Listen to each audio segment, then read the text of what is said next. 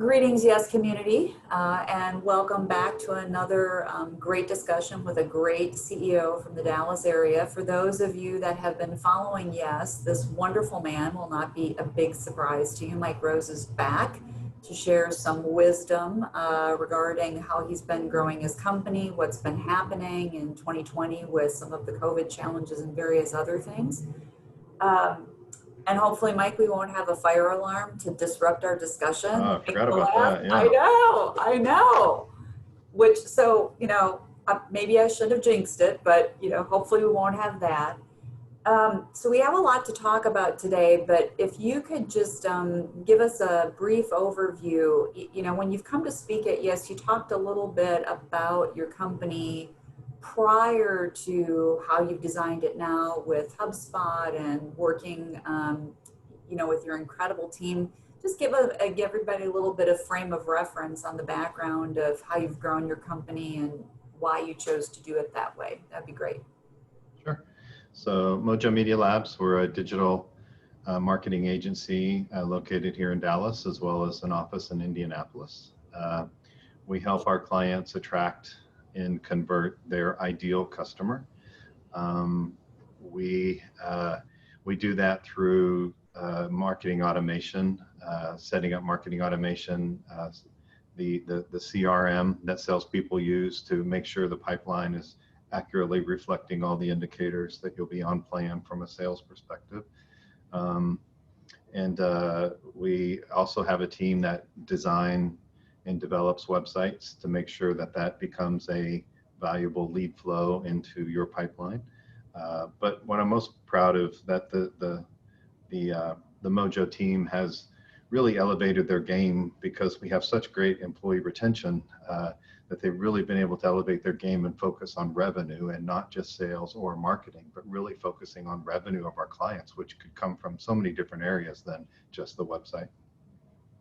Well, and I love that because I know that you are an avid Great Game of Business player and have been in that community. How long have you been participating in that community now? Originally met Great Game of Business, Jack Stack, through the Small Giants organization, which I always promote because it's so near and dear to our heart as a organization that helps us guide us on our developing great culture. Hence the great retention that we have. So started with Small Giants probably, 10 years ago, probably now, and then met Great Game as a partner through Small Giants, probably about five, 6 years ago. And then we've been practicing open book management, which is the game that Great Game promotes, if you will, or has built processes around. We have been practicing open book management for, I guess, going on maybe 5 years now. Well, and I think that's when I met you the first time is you were hosting an event for the Great Game of Business. Oh, yeah. Yeah, and you had quite a crew in your Las Colinas location there. Carl, Thomas, and I were at the event, and the rest is history. And I thought it was just a great event. So back when we could meet face to face and learn from each other that way, right? I know. Well, and hopefully we'll be back to that soon. We will. That's what we're hoping. I love the fact that you talk about the team because it's something that's come up over and over and over again in all of our discussions. And one of my favorite quotes is Phil Jackson when he was talking to Michael Jordan. He said, "What will make you a star is not being the star." And I'd love to hear your thoughts on that particular thinking. Obviously, it worked out pretty good for everybody on that side of the house. And it seems like it's really working for you guys at Mojo Media Labs. Yeah, who can argue with Phil Jackson, right? The movie or the series, The Last Dance, I would highly recommend watching. Michael Jordan's last season, and in the kind of the story of his life, really. But when Phil said, there is no I in team, what Jordan did respond with, there is I in win. So he just intensely focused on the result and focusing on winning. And I think what that did was raised everybody's game around him. But I do feel like, and they did mention it in the series, that Phil did get Jordan to start thinking about team, about bringing insanely talented people together. and like at Mojo, quite frankly, everybody raises everybody else's game. We have one of our core values is ridiculous results, and ridiculous results are not the results we produce for our clients. Ridiculous results are the level and the accountability we hold each Mojo maker up to. So we just work with insanely talented people every day. So we all motivate each other. Nobody's stronger or than anybody else in their particular area per se, but everybody does feel the motivation and the fun to work on talented teams to produce just fantastic, high quality work. And that's something to be proud of. So it's really not in any one particular person, but each person does elevate each other's game. So it brings me kind of to another interesting question. I think they talk a lot about in the Great Game of Business book, kind of starting with the end in mind. I love, and I'm going to hopefully not say his name wrong, but Harold Geenan's quote where he says, you read a book from the beginning to the end, but you run a business the opposite way. You start with the end and you do everything that you must to reach it. So how do you start with the end in mind? And I'd love to, in particular, to hear how 2020, I mean, did it impact your business as far as where you knew you needed to get to in the year 20, at the end of this calendar year for the business? Did COVID and the other things create impediments, or because you were thinking with the end in mind, you just kind of took them like speed bumps? I'd love to hear your opinion on that. Yeah, I like to say we are right on plan because we're reinventing the plan every single day. So it's easy to be on plan.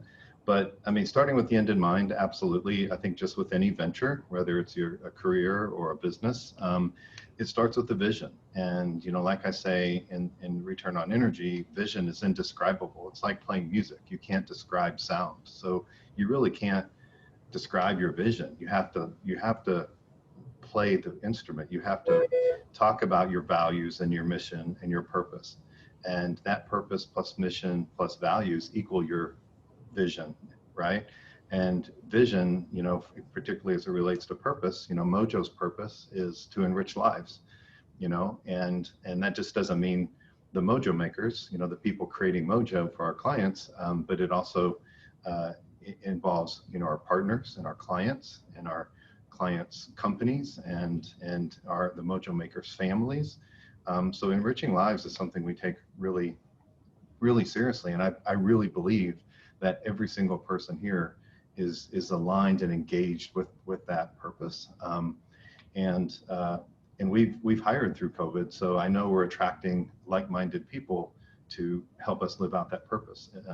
Our mission to deliver that purpose is to help people grow smarter, and that is something that we take into our sales and marketing strategies for our clients to help them grow their businesses smarter, to help our clients grow their careers smarter, and that's something that is such a treat to be able to do. Having gone into COVID with a very strong culture has been the saving grace of not just us, but with being able to be reliable and relevant for our clients. And then all that's built on the core values, the decision drivers of how we deliver that mission to fulfill that purpose. So that's kind of the vision. That's what we talk about. We talk about our values, we talk about our purpose, we talk about our mission, and that's kind of the end, right? But then we back it up from there, and that is, okay, what are, as we can have a great culture, but you also have to be profitable. You have to run a smart business. So then it backs up into what is the company scorecard?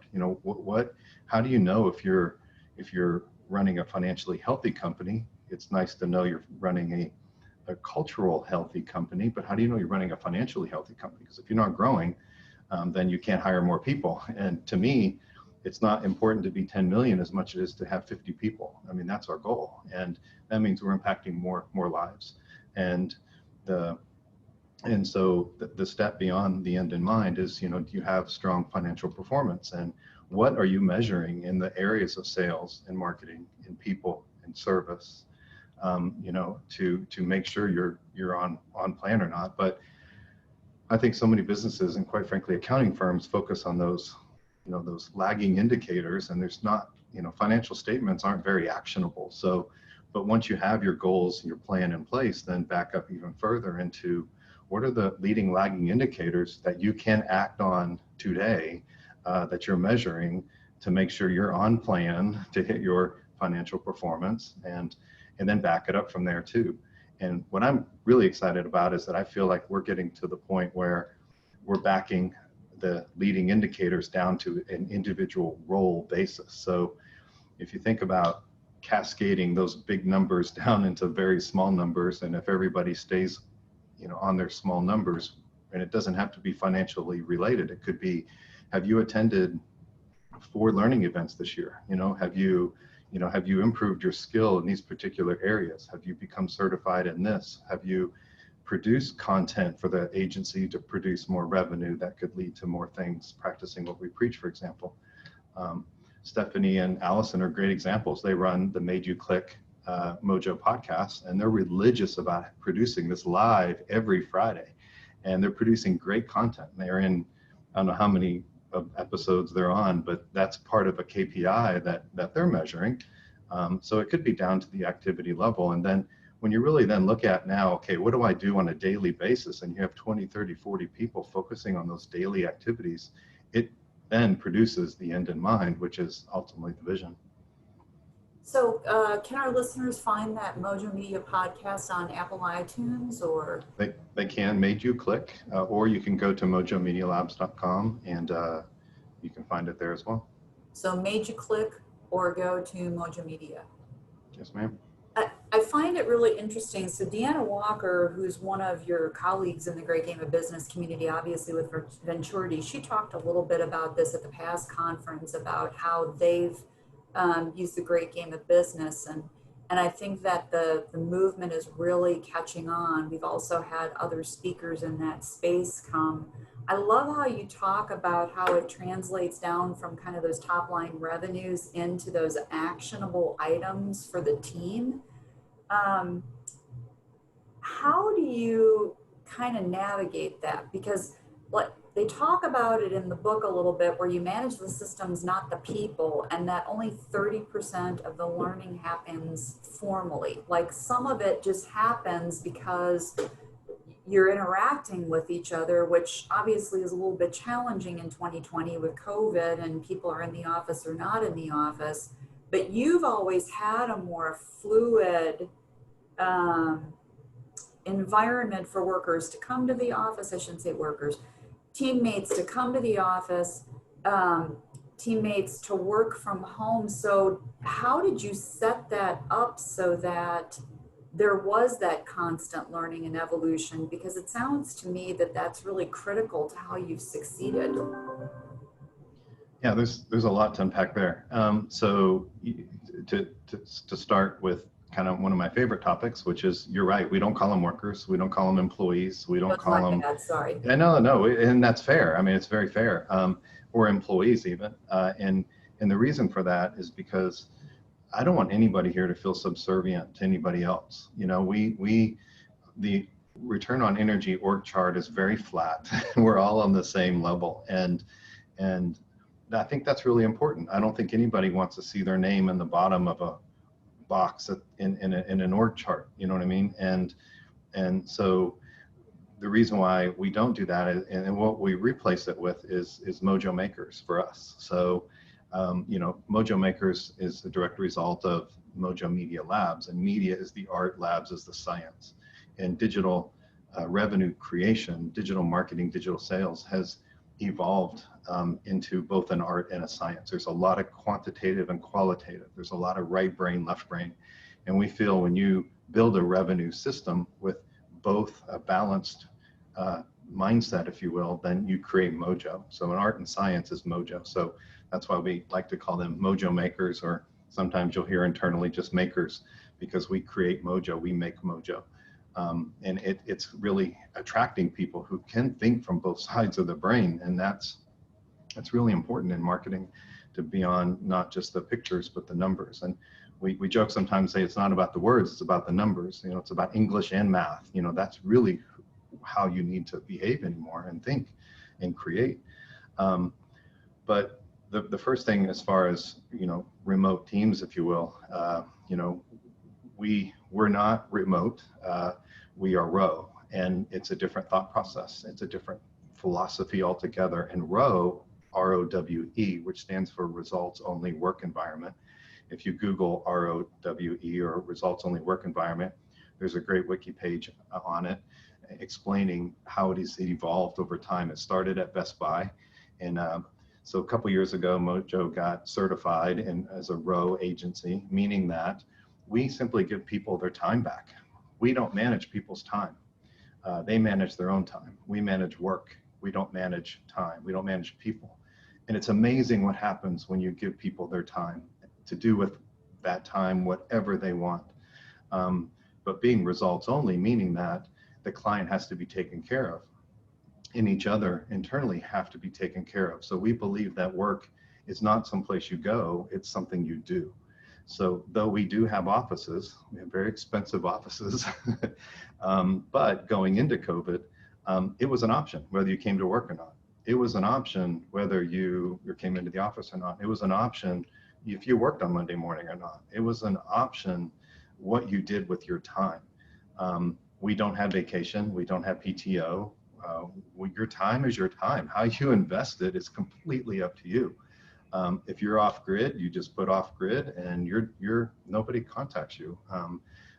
And it's such a refreshing way to think. And for the listeners who are business owners, you manage your own time. You don't have to announce if you're coming into the office or if you're going to stay home or if you're going to necessarily go out of town. You kind of do what you want to do. And that's the luxury of being an entrepreneur, being a business owner, is you can manage your own time.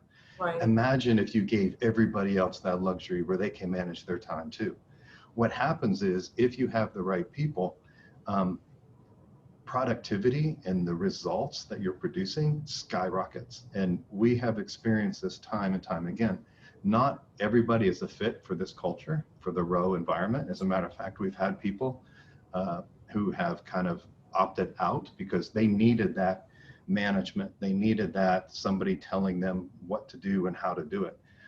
But if you find the right people who are attracted to this type environment, then it's crazy what you can accomplish. And then when you put 20 and 30 of those people together, what can be done is just it's magical. It's really exciting. And for us, fortunately, we had that going into COVID. So we had the work anywhere, any place, anytime, so if a mom had to help their child with school Zoom, it was a non-issue. I mean, one of my favorite stories in going through the ROW certification process is that we had to choose from about 30 different assignments. And one of the exercises or assignment was to leave one day at, I believe it was 3 o'clock, and not tell anybody. Or come in at 10 o'clock the next day and not tell anybody you're coming in, quote unquote, late. This is pre-COVID, obviously, and when people were used to coming into the office more routinely. So one of our Mojo makers, she went home that night and said to her 2 young children, who she usually would meet, at home after school, said, "My work is making me do something. I have to leave next Thursday at 3 o'clock, and I'm going to pick you up from school, and we're going to walk home, and we're going to stop at the park." And she's explaining this to them. And her boy said that night, he said, "Work is making you do this?" She goes, "Yes." So, and she told the story the next day in front of everybody, and there wasn't a dry eye in the room. And what suddenly occurred to me is, what are we teaching our children about work? Are we teaching them that it is something that takes mommy and daddy away from something? When in fact, don't we want to demonstrate great work ethic and work values, and business is good and people can thrive in this? And it's not work-life balance. That's so yesterday. It's about work-life integration. How are we integrating these two things together and not prioritizing necessarily one or the other at any moment in time, but across the board, but prioritizing when it makes sense? And I think that hopefully can empower kids to know that career is a great thing, and having a business is a great thing, and that maybe they can aspire to do certain things and not necessarily have a negative connotation of work. Growing up for me, I grew up in a small business, and I saw how much that business took away from my parents' time from me, and I grew up with a very negative idea about business, and here I am owning a business. But it took me a while to really figure out that it's not necessarily a bad thing, and I hope to have demonstrated that to our kids, that it's work is something that it's inspiring. It's how you can give back and help and do such good work, good in the world. Not great per se, but do good, right? Or I should say do well, right? Not do good. All of it. So well, good, all. Yeah. So that's the row side of it. So having that going into COVID is I think really has been just tremendous for us. I mean, we have not missed a beat as it relates to work from home or work from anywhere. So that's been a big strength.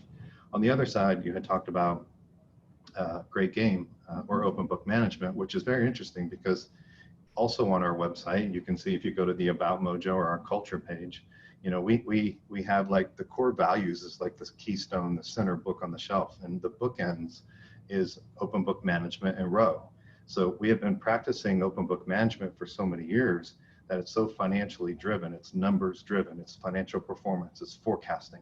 And what Jack Stack would say, the co-author of Great Game of Business, along with Bo Burlingham, actually with Small Giants, who wrote Small Giants, would say that numbers are just stories about people.